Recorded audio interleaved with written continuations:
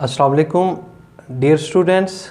I am Muhammad Furqan, your biology teacher, and today here we will discuss about homeostasis, chapter number 15.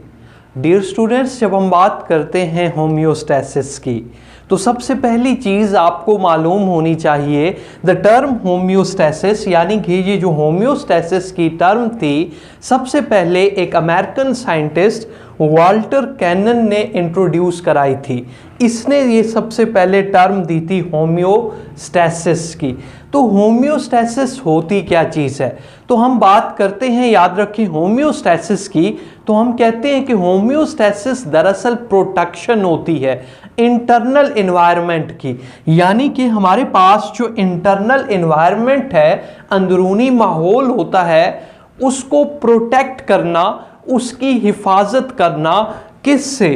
From the harms of fluctuations. Fluctuations mean तब्दीलियां, यानी कि वो तब्दीलियां जो taking place in external environment, बैरूनी माहौल में वकू पजीर हो रही हैं, यानी कि हमारे बाहर के माहौल में होने वाली तब्दीलियों के बरखिलाफ अंदरूनी निज़ाम को, अंदरूनी माहौल को प्रोटेक्ट करना दरअसल होम्योस्टैसिस होता है। यानी कि हमारे जिस्म के अंदरूनी माहौल पर बाहर होने वाली तब्दीलियां ज़्यादा असरअंदाज नहीं होती।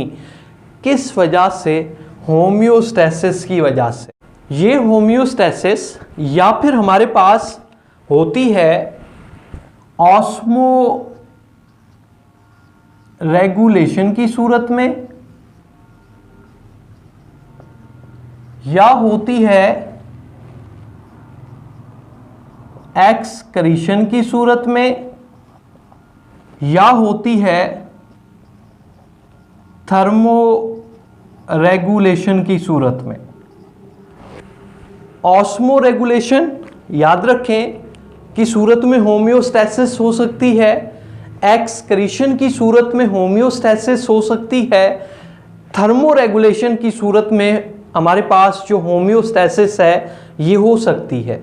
तो अगर हम बात करते हैं ऑस्मो रेगुलेशन की, तो ये maintaining of water and salt balance, यानी कि जिस्म में, जानदारों के जिस्म में पानी और नमक के तनासुब को कायम रखना ऑस्मो रेगुलेशन होगा। रिमूवल ऑफ मेटाबॉलिक वेस्ट, यानी कि जिस्म से फासिद मादों का इखराज।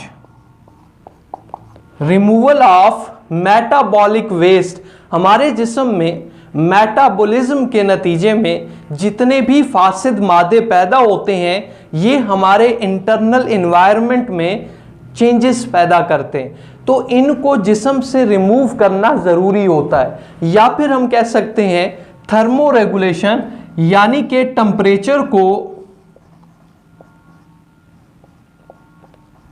टॉलरेबल रेंज तक मेंटेन रखना।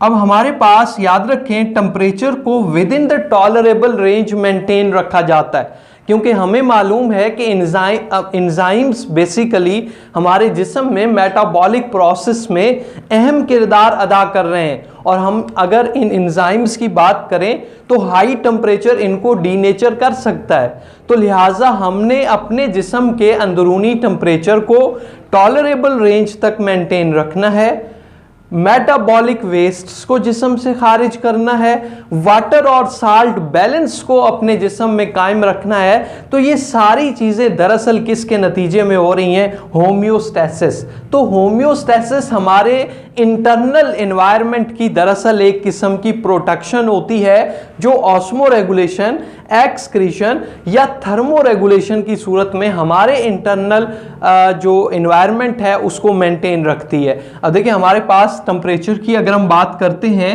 तो human body temperature 37 degree centigrade है। तो हमने अपने इस बॉडी टेम्परेचर को 37 तक मेंटेन रखना है। या अगर इसमें जो नैरो रेंजेस में चेंजेस आएंगी वो 37.1 हो जाएगा या 37.2 हो जाएगा। तो नैरो रेंज में हम कह सकते हैं कि होम्योस्टैसिस दरअसल होती तो प्रोटेक्शन है, इंटरनल एनवायरनमेंट को प्रोटेक्ट तो कर रही है, लेकिन हम कहते हैं कि इसका मतलब हरगिज ये नहीं है कि होम्योस्टैसिस हमारे इंटरनल एनवायरनमेंट को मेंटेन रखेगी।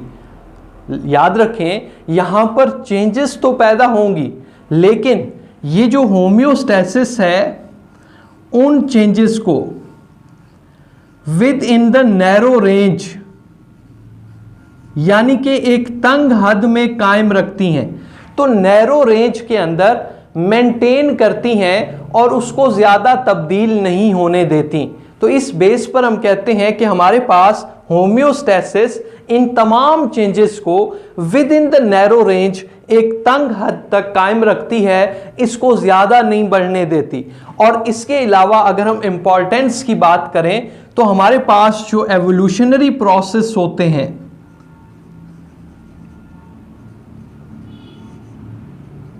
इन एवोल्यूशनरी प्रोसेस में ड्यू टू अडाप्टेशन, याद रखें अडाप्टेशंस यानी कि मुताबिकतें पैदा होती हैं हमारे जिस्म में, और ये मुताबिकतें भी ड्यू टू होम्योस्टैसिस होती हैं। तो हम कहते हैं कि हमारे पास ये जो एडाप्टेशंस हैं ये एवोल्यूशनरी प्रोसेस में इंतहाई अहम किरदार अदा करती हैं। तो होम्योस्टैसिस इन एडाप्टेशंस में मदद देती है, क्योंकि इन्वायरमेंटल चेंजेस में ऑर्गेनिजम्स को एडाप्ट होने में मदद मिलती है इस होम्योस्टैसिस की वजह से। देखिए, अगर हम सेल की बात करते हैं तो हमारे पास जो सेल होता है उस सेल के इंटरनल एनवायरनमेंट में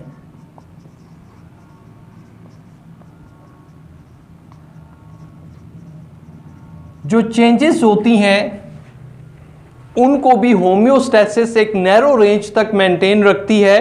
तो हमारे पास ये जो लिविंग कंट्रोल होता है, या अगर हम फिजिकल कंट्रोल की बात करें तो जिस तरह एयर कंडीशंस हैं यहाँ पर आपने देखा है थर्मोस्टेट यूज होता है, तो सेम एज उसमें हमारे पास जो प्रोसेस होते हैं, एक सेंसर होता है,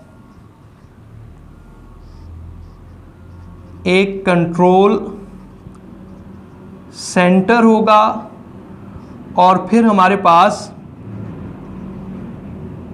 इफेक्टर होगा। तो हम कह सकते हैं कि हमारे पास, याद रखें, जिस तरह फिजिकल कंट्रोल सिस्टम में एक सेंसर होता है जो स्टिमुलस को रिसीव करता है, और कंट्रोल सेंटर उस स्टिमुलस का फैसला करता है, और फिर इफेक्टर क्या करता है, एक रेस्पॉन्स देता है, एक रद्द अमल देता है। तो एक रेस्पॉन्स शो किया जाता है इफेक्टर की जानिब से। अब देखिए, हमारे पास बेसिकली जब हम बात करते हैं यहाँ पर, तो जिस तरह आपको बताया एयर कंडीशन है, जब थर्मोस्टेट हम फिक्स करते हैं उसका, जब 26 वहाँ पर टेम्परेचर होगा, तो वो अगर हमने थर्मोस्टेट 26 फिक्स किया है तो वो ऑटोमेटिक क्या हो जाएगा, क्लोज हो जाएगा। तो इसका मतलब हुआ कि जो सेंसर है वो टेम्परेचर को डिटेक्ट करता है। इसी तरह हमारे जिस्म में भी जो सेंसर है वो किसी भी स्टिमुलस को डिटेक्ट करते हैं और फिर उसको ट्रांसफ़र करते हैं कंट्रोल सेंटर की तरफ, और फिर कंट्रोल सेंटर क्या करेगा, उसका एक रेस्पॉन्स देता है, रद्द अमल देता है। ये सारा प्रोसेस दरअसल फीडबैक मैकेनिज्म के तहत होता है। देखिए, जब हम किसी भी अपना प्रोसेस को उसके रेस्पॉन्स से कंट्रोल करते हैं तो इसको हम कहते हैं फीडबैक मैकेनिज्म। अब हमारे पास यहाँ पर बेसिकली जो फीडबैक मैकेनिज्म यूज होता है ये नेगेटिव फीडबैक मैकेनिज्म होता है। इसको हम कहते हैं नेगेटिव फीडबैक मैकेनिज्म। अब देखिए, जब हम किसी भी अमल को उसके अपोजिट रेस्पॉन्स से कंट्रोल करेंगे, अब देखिए अगर बाहर टेम्परेचर डिटेक्ट हो रहा है, बाहर दर्जा हरारत ज़्यादा है, तो हमारे जिस्म में होम्योस्टैसिस की मदद से उन प्रोसेसेस को स्टिमुलेट किया जाएगा जो कूलिंग पैदा करेंगे। मसलन पसीना आएगा और इस बेस पर हम कह सकते हैं कि हमारे पास वेजोडाइलेशन का अमल होगा। तो डिटेक्ट टेम्परेचर हुआ और टेम्परेचर डिटेक्ट होने के बाद जिस्म के अंदरूनी हिस्सों में कूलिंग को स्टिमुलेट किया गया, यानी कि इनवर्स रेस्पॉन्स दिया गया। तो इस बेस पर हम कहते हैं कि अगर हमारे पास जो रेस्पॉन्स होता है, रद्द अमल होता है, वो इनवर्स यानी कि अपोजिट दिया जाए तो इस प्रोसेस को हम क्या कहते हैं, नेगेटिव फीडबैक मैकेनिज्म कहते हैं। तो ये हमारे पास बेसिकली होम्योस्टैसिस हम कह सकते हैं कि दरअसल हमारे इंटरनल एनवायरनमेंट की ये एक किस्म की प्रोटेक्शन होती है जो फ्लैक्चुएशंस यानी कि बाहर के माहौल में होने वाली तब्दीलियों के बरखिलाफ हमारे जिस्म के अंदरूनी निज़ाम को महफूज रखती है। तो नेक्स्ट हम यहाँ पर डिस्कस करेंगे ऑस्मो रेगुलेशन को। हमारा ये चैप्टर इन 3 हिस्सों में डिवाइड है, ऑस्मो रेगुलेशन, एक्सक्रीशन और थर्मो रेगुलेशन। हम इसके अगले हिस्से में ऑस्मो रेगुलेशन को डिस्कस करेंगे, उससे अगले हिस्से में एक्सक्रीशन को डिस्कस करेंगे और फिर इस चैप्टर के सबसे आखिरी हिस्से में हम डिस्कस करेंगे थर्मो रेगुलेशन को। अपना ख्याल रखिएगा। शुक्रिया। खुदा।